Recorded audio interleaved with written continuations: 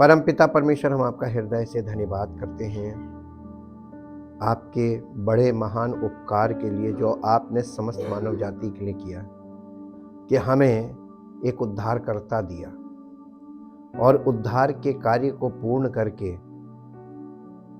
हमारे लिए उसने पवित्र आत्मा को उंडेल दिया, ताकि पवित्र आत्मा के द्वारा उद्धार का कार्य हम सब विश्वास करने वालों के जीवन में, हमारे भीतरी मनुष्यत्व में पवित्र आत्मा के द्वारा स्थापित किया जाए और पूरा किया जाए, ताकि हम उद्धारकर्ता के द्वारा उद्धार प्राप्त करते जाएं और उसकी महिमा के पात्र बनते जाएं। और इसके लिए उसने, इस कार्य को करने के लिए उसने कलीसिया की स्थापना की, और कलीसिया के द्वारा, कलीसिया में वो इस कार्य को, उद्धार के कार्य को हर विश्वास करने वाले के जीवन में, जो विश्वास के द्वारा प्रभु की देह में आता है, उसके जीवन में पवित्र आत्मा के द्वारा उसके भीतरी मनुष्यत्व में उद्धार के कार्य को पूर्ण करे और परमेश्वर की बड़ी महिमा को विश्वास करने वालों के जीवन से प्रकट करे, ताकि प्रभु का नाम महिमा पाए और उसके कार्यों के द्वारा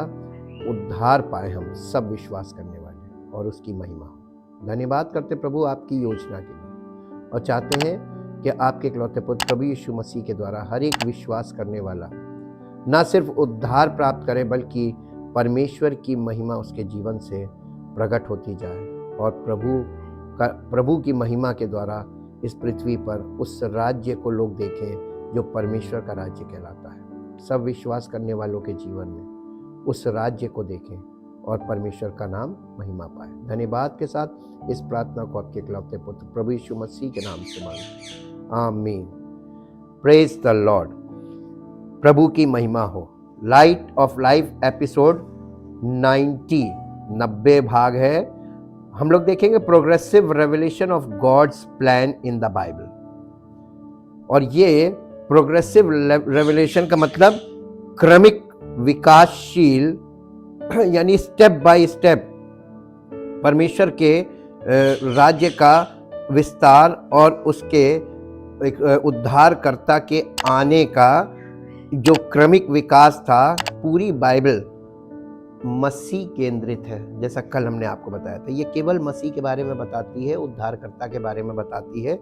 और जैसे जैसे हम लोग उस उद्धारकर्ता के बारे में जानकारी हासिल करते हैं और कलीसिया में उसके देह में जुट जाते हैं, तो हम उसके सच्चे विश्वासी बनने लगते हैं। लिखा हुआ है कि यीशु मसीह पृथ्वी पर, यीशु की योजना प्रचलित रोमन साम्राज्य को उखाड़ फेंकने की नहीं थी। उस जमाने के लोग, क्योंकि इजराइल जो था, इजराइल ये रोमी साम्राज्य के अंतर्गत था, यानी रोमन लोग इन पर शासन कर रहे थे, और ये लोग उनसे आज़ादी की लड़ाई लड़ रहे थे कि ये छुटकारा चाह रहे थे कि रोमी साम्राज्य से छुटकारा मिल जाए। जब यीशु मसीह परमेश्वर के पुत्र के रूप में प्रकट हुए, उद्धारकर्ता के रूप में, तो ये सारे यहूदी लोग ये सोच रहे थे कि ये रोमी साम्राज्य से हमको छुड़ाने आया। और यही मिसकॉन्सेप्शन या मिसअंडरस्टैंडिंग इन लोगों को थी, क्योंकि प्राचीन काल से वो परमेश्वर के वचन में आप देखेंगे, न्यायों की पुस्तक में देखेंगे कि जब जब कोई दूसरी कंट्री का राजा या सेनापति इनके देश पर या इनके ऊपर दमन करता था, शासन करता था, तो कोई ना कोई छुटकारा देने के लिए परमेश्वर किसी न किसी को भेजता था। तो बहुत से छुटकारा देने वाले आए और फिजिकली उन्होंने छुटकारा दिया। न्यायों की पुस्तक इस बात से भरी है। और जैसे ही वो छुटकारा पा जाते थे, तो वो वही करते थे जो परमेश्वर की दृष्टि में बुरा था। तो परमेश्वर ने देखा कि फिजिकल छुटकारे से कोई फायदा नहीं है, सारी जिंदगी करोगे, मरते दम तक छुटकारा करते रहोगे, तब भी इनका पूर्ण छुटकारा कभी नहीं होगा, क्योंकि स्वभाव मानव स्वभाव है, तो ये पलट पलट के करेंगे वही। तो परमेश्वर ने कहा नहीं, अब इनको फाइनल उद्धारकर्ता भेजो जो स्पिरिचुअली इनको छुड़ाए। जब तक मानव स्वभाव से हम नहीं छूटेंगे, तो हम पाप की सामर्थ्य से नहीं छूटेंगे, और जब तक पाप की सामर्थ्य से नहीं छूटेंगे, तो हमारा उद्धार नहीं हो सकता। तो इसलिए ये एक गलत फहमी चल रही थी कि यीशु मसीह की योजना प्रचलित रोमन साम्राज्य को उखाड़ फेंकने की थी, ऐसा वो लोग सोचते थे, यहूदी लोग। वास्तव में यीशु ने स्वयं आज्ञा दी थी कि हम अधिकारियों और शासकों का पालन करें। तो प्रभु यीशु मसीह के द्वारा, प्रभु यीशु मसीह का ये कहना था कि अपने शासन अधिकारी यानी जो पॉलिटिकल आपके राजा हैं और जो शासन करते हैं, इनके अधीन रहो, इनका विरोध या इनसे बलवा मत करो। और ये नए नियम में भी लिखा हुआ है। तो प्रभु यीशु मसीह कभी भी शासन के खिलाफ नहीं खड़े हो सकते। ये बारीकी किसी ने नहीं ध्यान दी, वो शासन के खिलाफ नहीं खड़े हुए। उन्होंने राजा के खिलाफ कोई बात नहीं बोली, उन्होंने उस जमाने में जो गवर्नमेंट थी उसके खिलाफ, उसकी नीति के खिलाफ कोई बात नहीं बोली।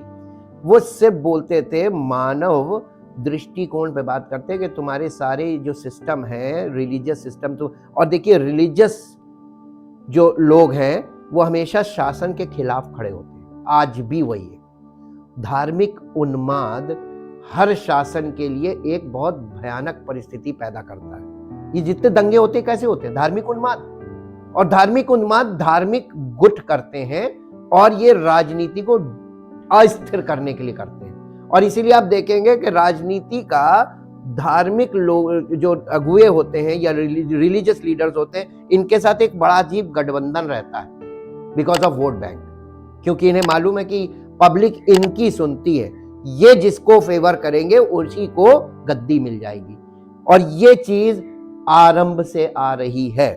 हमको बहुत कुछ परमेश्वर के वचन से सामाजिक तौर पर सीखने को मिलता है। और उनकी सांसारिक सेवकाई का मुख्य उद्देश्य, यीशु मसीह की सांसारिक सेवकाई का मुख्य उद्देश्य लोगों को परमेश्वर के नियमों की शिक्षा देना, गरीबों की देखभाल करना या यहां तक कि उन्हें चंगा करना नहीं था। आज क्या कर रहे हैं रिलीजियस ग्रुप? क्या कर रहे हैं? लोगों को चंगाई दे रहे हैं, लोगों की मदद कर रहे हैं, लोगों को शिक्षा दे रहे हैं, परमेश्वर के नियमों की शिक्षा दे रहे हैं, ये सब कर रहे हैं। लेकिन यीशु मसीह का ये उद्देश्य था ही नहीं उसके आने का। उसके आने का अब आप चौंक रहे होंगे कि परमेश्वर का वचन बिल्कुल विपरीत है। जो चल रहा है इसके बिल्कुल विपरीत है और ये सच है। हाँ, उसने वो सब किया, परंतु उसने किया, यीशु मसीह ने लोगों को चंगाई भी दी और गरीबों के लिए उन्हें खाने को दिया, सब कुछ किया उसने, लेकिन ये उसका उद्देश्य नहीं था। ये ऐसे सर्कमस्टेंसेस आए कि उसने किया, लेकिन उद्देश्य ये नहीं था। आज लोग उद्देश्य पूर्ण तरीके से इसको कर रहे हैं, जबकि मसीह, ये कलीसिया की का उद्देश्य नहीं होना चाहिए कि लोगों की मदद करो। मदद के बहाने ही तो खेल चलता है। तो मदद करने को मन नहीं, उद्देश्य नहीं है, तो जो चीज उद्देश्य नहीं उसको क्यों कर रहे हो? उसके पीछे तुम्हारा अपना उद्देश्य है। और परमेश्वर आपके खुद के जो आपका व्यक्तिगत उद्देश्य है, उसके लिए कलीसिया की स्थापना नहीं की गई थी, जो आज लोगों ने कर लिया, व्यक्तिगत उद्देश्य पूरा कर रहे हैं। उसने सब कुछ किया, परंतु सबसे अधिक वो हमारी आत्मिक स्थिति के बारे में चिंतित था। हमारा स्पिरिचुअल स्टेटस क्या है? सब आत्मिक तौर पर मृतक, इन्हें जीवन कैसे मिलेगा? परमेश्वर इनको, अगर आपको आत्मिक जीवन मिल जाए यानी आत्मिक जन्म हो जाए आपका, तो आपका द्वार तो ऊपर से खुल जाएगा ना। तो परमेश्वर से आपको सब कुछ मिलने लगेगा। और हम नहीं हैं जिसके द्वारा आपने, प्रभु यीशु मसीह इस कार्य को करके चला गया, ऑफिस में बैठ गया, क्यों? ताकि ये ना हो कि प्रभु के पांव में गिर जाओ कि इसने हमको कर दिया ना। उसने हमारे लिए सब कुछ करके रख दिया और पवित्र आत्मा को उंडेला, कलीसिया की स्थापना की, ताकि ये सब काम हमारे जीवन में पवित्र आत्मा के द्वारा कलीसिया में पूरा किया जाए। आत्मिक जन्म और आत्मिक जीवन, और आत्मिक तौर से हम परिपक्व हो, परमेश्वर की महिमा हमारे जीवन से प्रकट हो, जैसा उसके चेलों के जीवन में हमको देखने को मिलता है पुनरुत्थान के बाद से। ये करना वो चाहता था, इसलिए वो चिंतित था इसी विषय को लेकर। मानव जाति अपने पापों में मर चुकी है और परमेश्वर से अलग है, फिर भी हमारे लिए उसका प्यार इतना महान है कि वो हमें हमारे पापों से बचाने के लिए आया, भले ही हम इसके लायक नहीं थे। वो पाप का दाम चुकाने आया ताकि जो कोई उस पर विश्वास करे वो नाश ना हो परंतु अनंत जीवन पाए। यूहन्ना रचित सुसमाचार 3 अध्याय 16 पद में पढ़ लीजिएगा। यीशु ने अपने पुनरुत्थान के बाद फिर से इस योजना को अपने शिष्यों को समझाया। उसके शिष्यों को भी नहीं मालूम था कि यीशु मसीह का असल उद्देश्य क्या था, नहीं मालूम था। लूका रचित सुसमाचार उसका 24 अध्याय उसका 25 पद से 27 पद तक पढ़ेंगे। 25 से 27 लूका रचित सुसमाचार। देखो मैंने पहले से तुमसे ये सब कुछ कह दिया। देखिए, देखो से शुरुआत, देखो का मतलब बीहोल्ड, और बीहोल्ड का मतलब हमने आपको बताया सीला, यानी मे आई हैव योर अटेंशन, कृपया ध्यान दे। यहां पर हमें ध्यान देने की जरूरत है कि देखो मैंने तुम्हें पहले से सब कुछ कह दिया है, इसलिए यदि वे तुमसे कहें, देखो वो जंगल में, अंत के दिनों में ये होगा, यीशु मसीह के नाम से बहुत भ्रम फैलाएंगे कि देखो यीशु मसीह यहां है, देखो यीशु मसीह वहां है। ये देखो मैंने तुमसे पहले से सब कुछ कह दिया है। यदि वो तुमसे कहे कि देखो वो जंगल में है तो बाहर ना निकल जाना, या देखो वो कोठरियों में है तो विश्वास ना करना, क्योंकि जैसे बिजली पूर्व से निकलकर पश्चिम तक चमकती है, वैसे ही मनुष्य के पुत्र का कब, पहली कमिंग, फर्स्ट कमिंग के सेकंड कमिंग, ये उसकी सेकंड कमिंग है। सेकंड कमिंग में तुम धोखा मत खाना। पहली कमिंग में जैसे उन लोगों ने धोखा खाया था, किसने, यहूदियों ने, जब पहली बार वो आया तो यहूदी धोखा खाए थे, और जब वो सेकंड टाइम आएगा ना, सारी अन्य जाति भी धोखा खाएगी, क्योंकि यहूदी खा चुके। क्यों खाया था यहूदियों ने धोखा? झूठे भविष्यवक्ताओं की झूठी भविष्यवाणियों के कारण उन्होंने सच्ची भविष्यवाणियों को झूठा करार दिया था और झूठे भविष्यवक्ताओं की बातों पर मन लगाया था। इसलिए वो यीशु मसीह की फर्स्ट कमिंग को नहीं पहचान पाए, वचन से वाकिफ नहीं थे, वचन की सच्चाई नहीं मालूम थी। किसको? यहूदी लोगों को नहीं समझ पाए। अभी आगे आपको मिलेगा, यीशु मसीह अपने मुंह से कहता है यहूदियों के विषय में कि वचन के ना समझने वाले, तुम लोग ऐसे लोग हो, तुमने वचन को नहीं समझा। वो धोखा खाए थे वचन के कारण, वचन को ना समझ के। अन्य जाति भी उसकी सेकंड कमिंग में धोखा खाएंगे। काहे? झूठे प्रचारक खड़े हुए हैं, वो झूठी बातें आपको सिखा रहे हैं, आप उन बातों पर विश्वास करके सच्चे मसीह से अलग हो रहे हैं। तो जब वो आएगा तो आप, उसके आने से पहले आपको इतना भ्रमित किया जाएगा, ये को वहां है, देखो यहाँ है, देखो इस कलीसिया में, देखो उस कलीसिया में, तब आप लोग भागते फिरेंगे, भागम भाग। और जितने भागम भाग वाले हैं, इनमें से एक भी एक्सेप्ट नहीं किया जाएगा। भागते रहो जी। हो नहीं, इसको आगे पढ़िए, इसमें कुछ रह गया नहीं। ये लूका रचित सुसमाचार है ना, लूका रचित सुसमाचार 24 अध्याय, फिर से निकाल लीजिए 24 अध्याय और उसका 21 पद पढ़िए। क्योंकि उस समय, लूका रचित सुसमाचार 24 अध्याय, हाँ, परंतु हमें आशा थी। देखिए, एक्चुअली ये यहूदी लोग जब यीशु मसीह की डेथ हो गई और पुनरुत्थान हो गया, तो इन लोगों को, ये लोग अब मन में क्या रखे थे, यीशु मसीह को क्या समझ रहे थे, यहां पर लिखा हुआ है, क्योंकि परंतु हमें आशा थी कि यही, यानी यीशु मसीह, यही इजराइलियों को काहे से, रोमी साम्राज्य से हमको छुड़ाएगा, लेकिन इसको तो मार दिया गया। इनकी आशा वहीं पे टूट गई थी। इन्होंने, इसीलिए यहूदी लोगों ने यीशु मसीह पर विश्वास, उसको उद्धारकर्ता नहीं माना, आज तक नहीं माना। अब वो मन फिरा रहे हैं। इजराइल में भी, यहूदियों में भी काम चल रहा है जैसे अन्य जाति में चल रहा है, एग्जैक्टली वैसे ही, और वैसे ही टफ चल रहा है जैसे अन्य जातियों में। जैसे अन्य जाति बहुत मुश्किल से, बहुत रेयरली 1000 में से एक आध व्यक्ति कोई विश्वास कर पा रहा, वैसे ही वहां पर चल रहा है, एकदम एग्जैक्ट, कोई परिवर्तन नहीं। ये मत सोचिएगा कि वो आपसे आगे ना, वो भी आपकी तरह एकदम, दोनों को बराबर स्टेज पे लाके खड़ा किया। उनको झूठे भविष्यवक्ताओं ने ऐसा भ्रमित कर दिया, और यहाँ पे झूठी मानसिकता में पहले से थे और झूठे प्रचार को इनको और गलत कर दिया। अब बैठे हैं सब, वो भी बैठे हैं, यहाँ भी बैठे, कोई चमत्कार होगा दोनों तरफ। अब बताइए, असली चमत्कार करने वाला चमत्कार करके चला गया, आपको दिखाई नहीं दिया जी।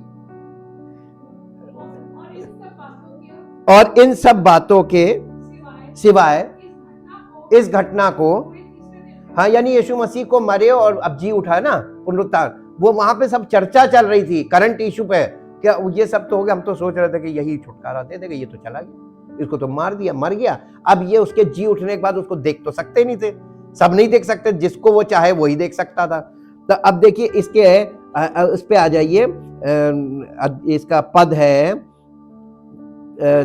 31 पद पढ़िए। तब उनकी आंखें खुल गईं और उन्होंने, तब उनकी आंखें खुल गई। कब? इसका 27 पद पढ़िए, कब आंखें खुली? तब किसने? नहीं, किसने? किसने? हाँ, तब यीशु मसीह उनके साथ चल रहा था। सब गांव के लोग थे, दो गांव के आपस में बातें करते जा रहे थे। अब गांव के लोग कैसे होते हैं, वो अपना सब वो सब लपेटे पेटे थे, है ना, और वो सब अपनी बतियाते हुए जा रहे थे पैदल पैदल। यीशु मसीह भी उनमें शामिल हो गया। किस भेष में हुआ था?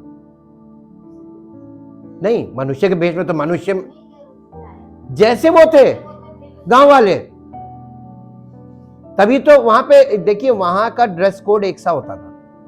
यहां पे भी वैसे ही है, यहां गांव में सबका एक ही सा रहता है, सब अंगोछा लपेटे रहते हैं, धोती कुर्ता, कुर्ता पजामा, ऐसे ही वो भी इसी ड्रेस में आया, है ना, और उनके साथ चल रहा था। तब उसने, किसने? यीशु मसीह ने मूसा से और सब भविष्यवक्ताओं से आरंभ करके सारे पवित्र शास्त्र, पूरे पुराने नियम से अपने में विषय में लिखी बातों का अर्थ, यीशु मसीह कहां से बता रहा था उनको? अपनी ओर से कुछ बोल रहा था? तो पवित्र आत्मा भी अपनी ओर से नहीं बोलेगा। जब यीशु अपनी ओर से कोई बात नहीं बोला, परीक्षा में उसने क्या कर लिखा है? तो यीशु मसीह शैतान से भी बात कर रहा था, तो वचन से, लिखित वचन से, और यहां पर उन लोगों से बात कर रहा था जो उसे नहीं पहचानते थे, उन्हीं के स्वरूप में प्रकट हुआ और उनसे वचन से ही बात कर रहा था कि देखो ये लिखा है, देखो ये लिखा है, देखो ये लिखा है, और उनको समझा दिया कि देखो सब कुछ तो स्पष्ट है, क्यों नहीं समझ में आया? ये यहूदी लोग थे। जब यहूदियों ने वचन को ढंग से नहीं समझा, तो अन्य जाति जो वचन से बहुत दूर है, उनकी कहां समझ में आएगी? अब आप एक बात बताइए, क्या पासबान जो आज पासबानी कर रहे हैं, ये कौन से? ये भी तो अन्य जाति ही हैं, सब खतना रही थी तो है। तो अगर उनकी भी समझ में नहीं आया, तो वो लोगों को कहां से समझा देंगे? और जैसी लोगों की समझ है, वैसे ही सेवक की भी समझ है, कोई फर्क तो है नहीं। ये भविष्यवक्ताओं की पुस्तक में लिखा है, ये सब बातें लिखी हुई हैं। आपको मालूम है, पुराने नियम को उस जमाने में केवल 2 भागों में बांटा जाता था, और वो 2 भाग थे, यानी व्यवस्था और भविष्यवक्ता।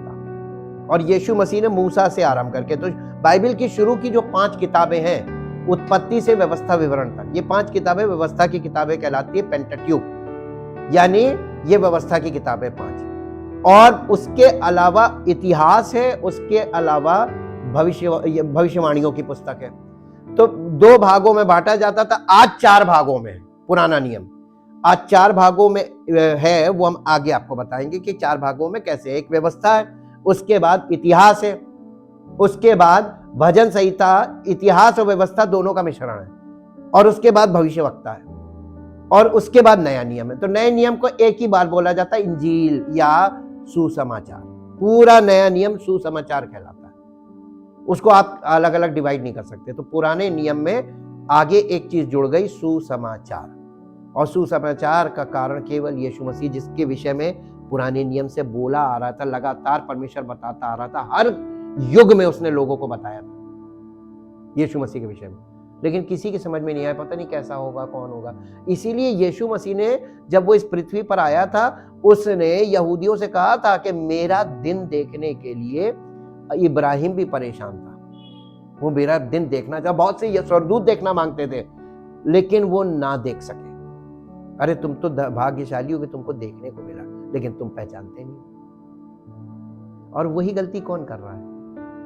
हम लोग भी कर रहे हैं, सेम गलती हम लोग कर रहे हैं। वचन होने के बावजूद, उनके पास भी वचन था तब नहीं पहचाने, आपके पास और हमारे पास भी वचन है तब भी हम नहीं पहचान रहे। किस चीज की कमी है?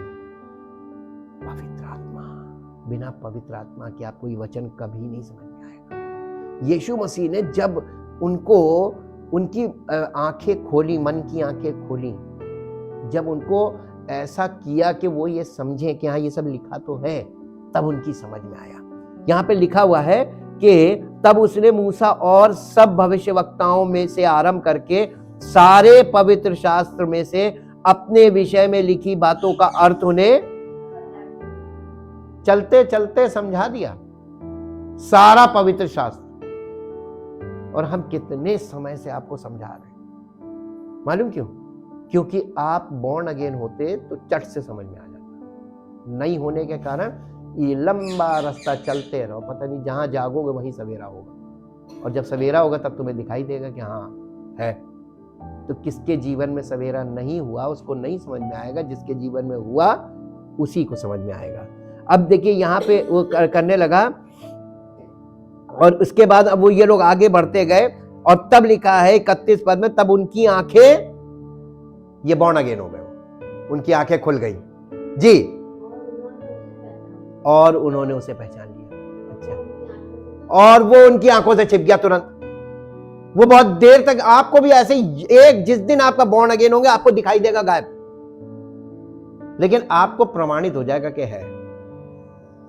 ठीक।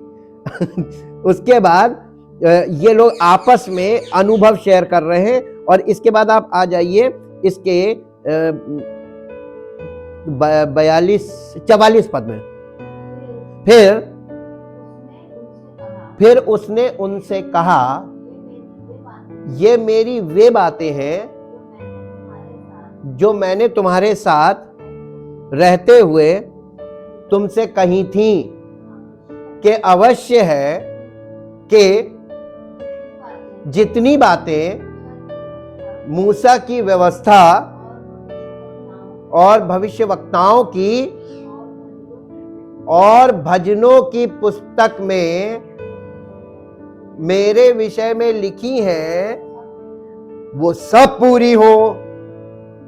इसलिए यह अवश्य था, मृत्यु, गाड़ा जाना और पुनरुत्थान, यह अवश्य था, ये सब पूरा होना था। सारा पूरा पुराना नियम यीशु मसीह को मृत्यु और गाड़े जाने और पुनरुत्थान में ये सारे बातों को पूरा करना था। इसमें यीशु मसीह का जन्म नहीं आया,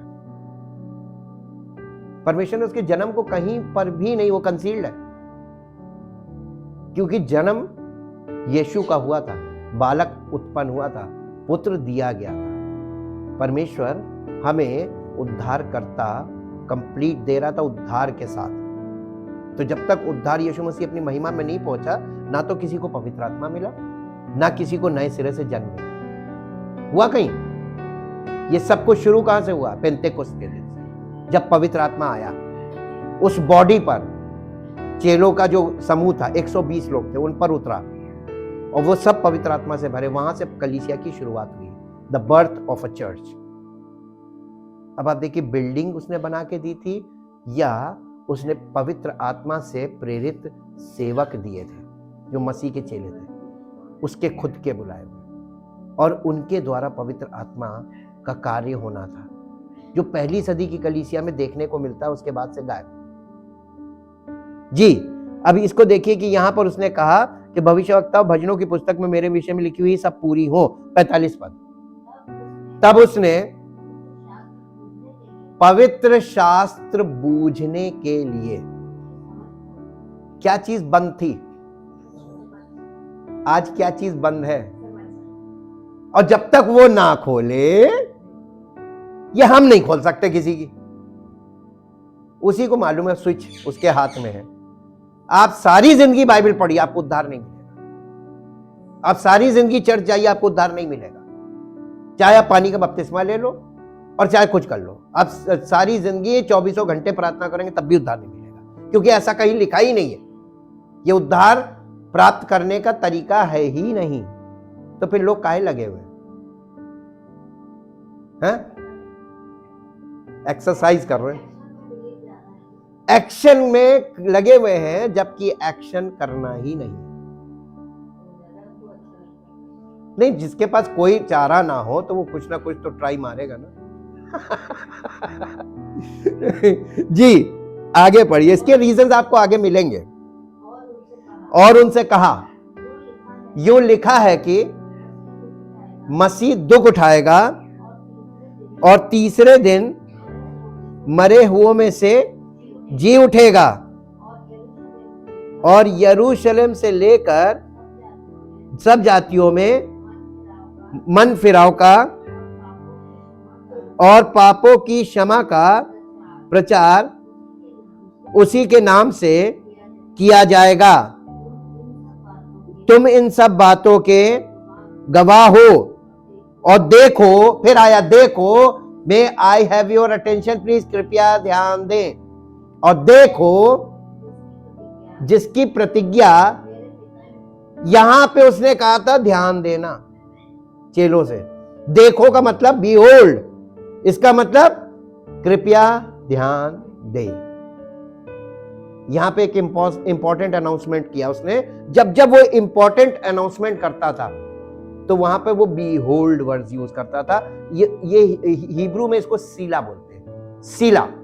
और आज की भाषा में कहते हैं may I have your attention please, कृपया ध्यान दें।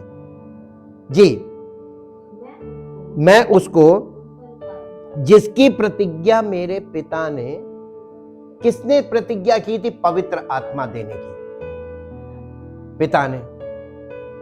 और उसके बाद देखा जिसकी प्रतिज्ञा मेरे पिता ने की है, लेकिन वो देगा कौन? वायदा तो पिता ने किया है। पढ़ लीजिए, भाषा में ही है सब, हमको ना देखिए वहां पे। हाँ, मैं उतारूंगा। Who is the baptizer of the holy spirit? पवित्र आत्मा देने वाला कौन? केवल यीशु मसीह। और आज देखिए ढेरों पास्टर आपको पवित्र आत्मा दे रहे, कहां से दे रहे हैं? उसको पूरा मैं करूंगा, मैं उसको तुम पर उतारूंगा। और आगे क्या कहा था? और जब तक स्वर्ग से सामर्थ ना पाओ तब तक यहां से निकलना नहीं। गवाही देने के लिए, वो इनको सेवकाई करने के लिए, सुसमाचार सुनाने के लिए जाना था। लेकिन जिसने, जो हेड ऑफ द चर्च है, उसने कहा I will build my church. किसकी मर्जी से बनेगा? उसी की मर्जी से। तो उसने निर्देश दिए थे कि चले मत जाना, कुछ कर नहीं पाओगे जब तक ऊपर से पावर ना मिले, अथॉरिटी ना मिले, यहीं ठहरे रहना। और जब पवित्र आत्मा उतरा था ना, उसके बाद चेले निकले थे, तो चेलों ने कुछ नहीं किया था, सब कुछ पवित्र आत्मा ने किया था। देख लीजिएगा, मेरी ऑब्जर्वेशन रही है, हमने देखा उससे पहले चेले कुछ नहीं कर पाए और उसके बाद भी कुछ नहीं कर पाए, सब कुछ पवित्र आत्मा ने किया। तो यीशु मसीह अपने जीवन से यही दिखा रहा था कि देखो, मैं आया, मैंने कुछ नहीं किया, उस पर पिता की आत्मा जो मुझ पर उतरी थी, परमेश्वर का आत्मा, उसने सब कुछ किया। चंगाई पवित्र आत्मा के द्वारा हो रही थी। यीशु मसीह कर नहीं रहा था, वो अपनी ओर से कुछ नहीं कर रहा था, जो उसे छूता था चंगा हो जाता था। वैसे ही फिर पौलुस के साथ भी हुआ, पतरस के साथ भी हुआ, उनके जीवन से भी वैसे ही होने लगा। आज क्यों नहीं हो रहा है? कोई उस लीक पर नहीं है। जो स्टेप्स, यीशु मसीह के साथ 3.5 साल रहना बहुत कठिन बात थी। आप 1 घंटे यीशु मसीह के साथ रह नहीं पाएंगे, हम आपको पक्का बता रहे हैं। इतना वेल डिसिप्लिन था वो, आपकी एक भी शारीरिक आवश्यकता नहीं पूरी करने देगा। और इतना जिस दिन तुम कर लोगे, उस दिन तुम उसके चेले बन जाओगे। ये चेले बिल्कुल समर्पित थे। और इसीलिए यहां पे अब इसमें इसने एक बात और बोली थी। इसका 25 पद पढ़िए, 24 अध्याय का 25 पद। यीशु मसीह यहां पर डांट रहे हैं। तब उसने उनसे कहा, हे मूर्ख, मूर्ख वर्ड आ गया ना। ये कौन लोग थे? जो वचन को बहुत ज्यादा अपने आप को घमंड करते थे कि मेरे ज्यादा कोई दुनिया में परमेश्वर के विषय में जानता ही नहीं। ये यहूदी जाति थी, इन्हें इस बात का घमंड था कि हमारे पास तो परमेश्वर के रिटन वर्ड है, व्यवस्था है, भविष्यवक्ताओं की पुस्तक है, और हमसे ज्यादा आलिम फाजिल या हमसे ज्यादा विद्वान कोई है नहीं परमेश्वर के विषय में। इन्हें घमंड था, और इन्हीं को उसने क्या बोला? सबसे ज्यादा वही जो घमंड है ना, वो इंसान को मूर्ख बनने के लिए मजबूर करता है। अधिक ज्ञान घमंड उत्पन्न करता है। जी, हे निर्बुद्धियों और भविष्यवक्ताओं की सब बातों पर विश्वास करने में मंदमतियों का मतलब क्या होता है?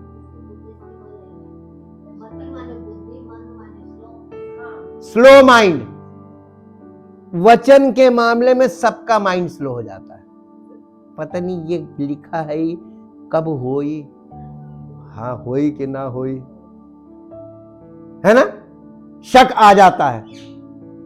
यही वो कह रहा है, हे वो, ये इसीलिए तो मूर्ख बोला है, मूर्ख हो तुम लोग। ये अपनी अकल मत लगाना वचन में, तुम्हारी अकल से वचन कभी नहीं खुलेगा। वचन वही खोलता है, और जो लिखा है बस उसे मान लेना कि प्रभु ने वचन में लिखा तो होगा। जी, हे निर्बुद्धियों और भविष्यवक्ताओं की सब बातों पर विश्वास करने में मंदमतियों, क्या अवश्य ना था कि मसीह ये दुख उठाकर अपनी महिमा में प्रवेश करे? तब उसने मूसा से और सब भविष्यवक्ताओं से आरंभ करके सारे पवित्र शास्त्र में से अपने विषय में लिखी बातों का, तो इसका मतलब पूरे पुराने नियम में किसके विषय में लिखा हुआ है? तो इतना पुराना नियम पढ़ने के बाद लोग वहां से कहते लिखा तुम्हें आशीष दूंगा, मसीह नहीं दिख रहा वहां, आशीष देने वाला नहीं दिख रहा है। और नया नियम कह रहा है मुझे परमेश्वर ने सब आशीषें दे दी तुम्हें मसीह में, तो आपको पुराने नियम में मसीह नहीं मिला तो आपको आशीषें कहां से मिल जाएंगी नए नियम? झूठी शिक्षा हो रही कि नहीं हो रही? तो वो मसीह को, मसीह के में आशीष दी है ना, तो पुराने नियम में जितनी आशीष की बात आप पढ़ते हैं वो मसीह में हमको दे दी गई है। मिली क्यों नहीं? क्यों नहीं मिली? क्योंकि आप मसीह की देह में नहीं है और आप बॉर्न अगेन नहीं हुए। मिलेगी कहां से? Fulfil the condition and receive the promise. तो ये जो आशीष का वायदे हैं ये मसीह में उसने पूरे कर दिए पिता ने, और पवित्र आत्मा के द्वारा तुम्हारे जीवन में लागू किए जाएंगे। Holi spirit is the governor, और बिना गवर्नर के आप उसके शासन में नहीं होंगे। गवर्नर आपको अलाउ नहीं करेगा, कहां से मिल जाएगी? यही वो कह रहा है। ये बातें अब आपको धीरे धीरे, क्योंकि आपने वचन में जब मन लगाया तो पवित्र आत्मा खोल रहा है कि झूठी शिक्षा में कितनी जल्दी आशीषों की बात समझ में आ जाती है और सच्चाई नहीं मालूम कि मिलेगी कौन देगा कौन। ये इब्रानियों की पत्री निकालिए, उसका 2 अध्याय का 10 पद पढ़िए। इब्रानियों की पत्री 2 अध्याय और उसका 10 पद। यहां पे इस प्रकार लिखा हुआ, क्योंकि जिसके लिए सब कुछ है और जिसके द्वारा सब कुछ है, उसे यही अच्छा लगा कि जब वो बहुत से पुत्रों को महिमा में पहुंचाए तो उनके उद्धार के कर्ता को दुख उठाने के द्वारा सिद्धि कैसे मिली यीशु मसीह को? और बहुत से पुत्रों को महिमा में पहुंचाने के लिए हमें सिद्धि कैसे मिलेगी? वो ढेर सारे पुत्र कौन है? हम और आप। हमें सिद्धि कैसे मिलेगी? और हम काई चीज से भागते हैं? तो जैसे उसने दुख उठाकर हमको एक आदर्श दिया है। निकाल लीजिए मेरे साथ, आगे और बढ़ जाइए। पहला पत्र हम एकदम क्रोनोलॉजिकल ऑर्डर में ही आपको लेके चल रहे हैं। पहला पत्रस और उसका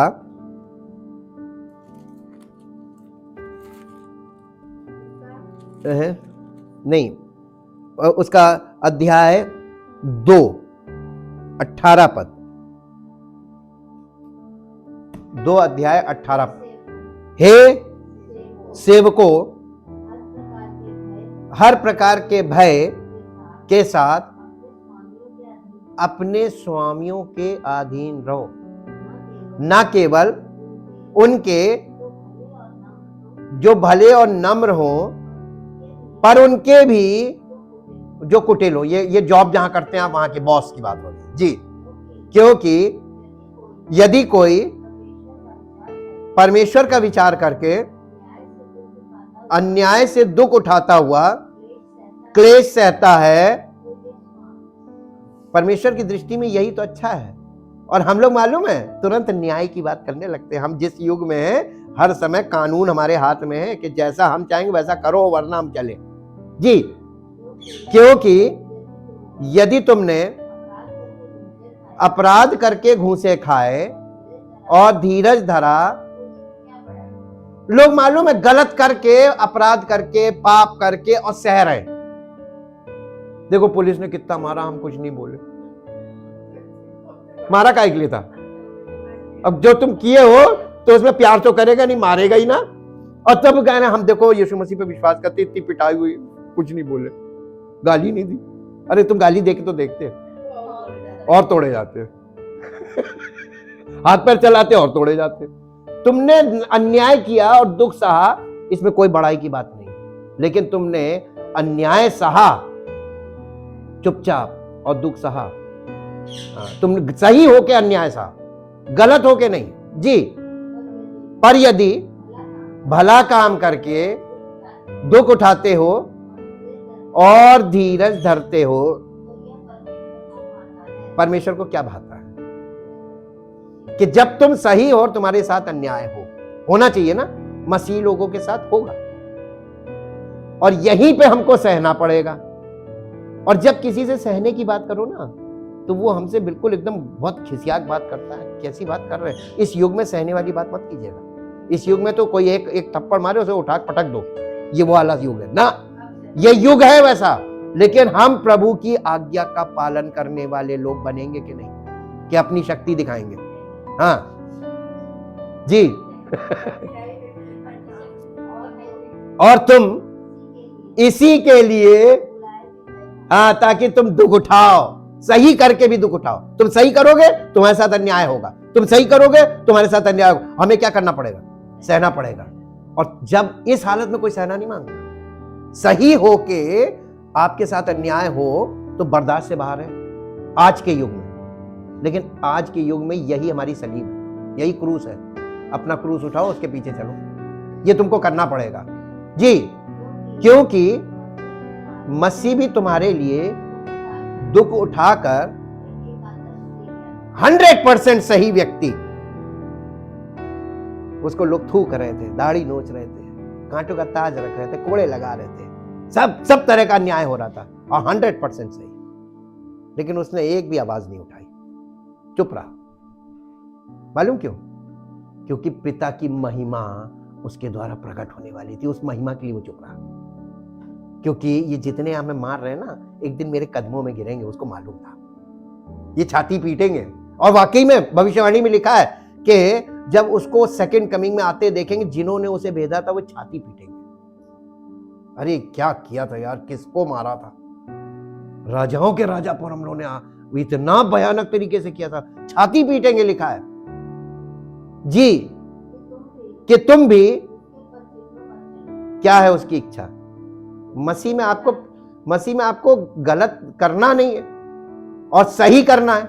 ये तो अच्छा लगता है ना, लेकिन उसके बाद भी आपको झेलना है। सही के बाद भी आप गलती ठहराए जाएंगे और आपको सहना पड़ेगा। अगर आपने अपनी आवाज ऊंची की कि नहीं हम गलत हैं, नहीं है, और साबित करने की कोशिश की, और ज्यादा पिटोगे। इसलिए चुपचाप सहो, यही उसकी मर्जी है और उसने हमको यही पद चिन्हों पे चलने को दिया है। और जब ऐसा होगा तो उसका आत्मा, महिमा का आत्मा हम पर राज्य करेगा जी। ना तो उसने पाप किया और ना उसके मुंह से छल की कोई बात निकली। वो गाली सुनकर, और आप और हम गाली सुन ली, 2-4 तो सह लेते हैं, छोटी छोटी वाली, ज्यादा बड़ी हुई तो फिर हमारे मुंह से भी निकलती जी। वो गाली सुनकर गाली नहीं देता था और दुख उठाकर किसी को भी, परमेश्वर के स्वरूप में था लेकिन वो मनुष्य बन गया। उन्होंने कहा ना, इनको धमकाऊंगा नहीं, इनको धमकाने से कोई फायदा नहीं, क्योंकि अभी पहचानेंगे नहीं। जब मैं महिमा में आऊंगा ना, तब ये कांपेंगे, अब मुझे छोड़ दे, अरे अब मुझे छोड़ दे, मुझे नहीं मालूम था। जितने उसके साथ किया गया है वो सब कांपेंगे जी। पर अपने आप को सच्चे न्यायी के हाथ में सौंपता था। ऐसे ही हमको करना है, अपने आप को सच्चे न्याय के हाथ में सौंपो। प्रभु, जो सही और गलत है आप जानते हैं, हमें अपने आप को जस्टिफाई नहीं करना, हमें साबित नहीं करना कि मैं गलत हूं क्या सही हूं। आप जानते हैं, आप हमें साबित करेंगे। और आपको मालूम है, इसी पुस्तक में इसके अध्याय 4 में 12 पद से लिखा हुआ है, हे प्रियो, जो दुख रूपी अग्नि तुम्हारे परखने के लिए तुम में भड़की है, इससे ये समझकर अचंभा ना करो कि कोई अनोखी बात तुम पर बीत रही है, पर जैसे जैसे मसीह के दुखों में सहभागी होते हो आनंद करो, जिससे उसकी महिमा के प्रकट होने के समय भी तुम आनंदित और मगन हो। फिर यदि मसीह के नाम के लिए तुम्हारी निंदा की जाती है तो तुम धन्य हो, क्योंकि महिमा का आत्मा, जो परमेश्वर का आत्मा तुम पर छाया करता है। तुम में से कोई व्यक्ति हत्यारा या चोर या कुकर्मी होने या पराये काम में हाथ डालने के कारण दुख ना पाए, पर यदि मसीह होने के कारण दुख पाए तो लज्जित ना हो, पर इस बात के लिए परमेश्वर की महिमा करें। मसीह होने के कारण अगर आप वाकई में दुख उठा रहे हैं तो ये किसी के सामने रोना मत गाइएगा कि मैं मसीह के कारण दुख उठा रहा हूं, क्योंकि परमेश्वर ताना नहीं सुनता है। ताना वही लोग देते हैं जो दिखावा करते हैं। सच्चे लोग कभी ताना नहीं देते, जो दिल से प्यार करते हैं वो सब सह लेते हैं। प्रेम है।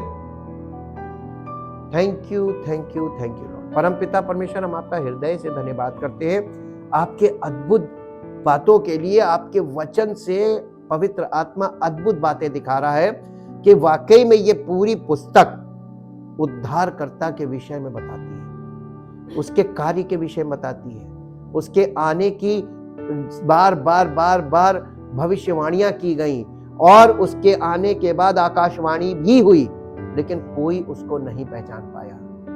और हम धन्यवाद करते हैं, आज भी वैसे ही हो रहा है। हे परमपिता, हम आपका धन्यवाद करते हैं, जैसा आपके वचन में लिखा है कि कोई पिता को नहीं जानता केवल पुत्र, और कोई पुत्र को नहीं जानता केवल पिता, और वो जिस पर आप उसे प्रकट करें। हम धन्यवाद करते हैं। हम आपसे विनती करते हैं कि जो लोग आपके इकलौते पुत्र प्रभु यीशु मसीह के उस बलिदान पर, जो पिता के प्रेम का सबूत है, विश्वास कर लेते हैं, ये कोई मामूली विश्वास नहीं है, ये तो वो प्रकाशन है जो वो स्वयं प्रकट करता है।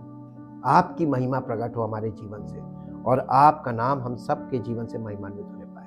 धन्यवाद के साथ इस प्रार्थना को आपके इकलौते पुत्र प्रभु यीशु मसीह के नाम से मांगते हैं, आमीन। Praise the Lord. परमेश्वर आपका आशीष।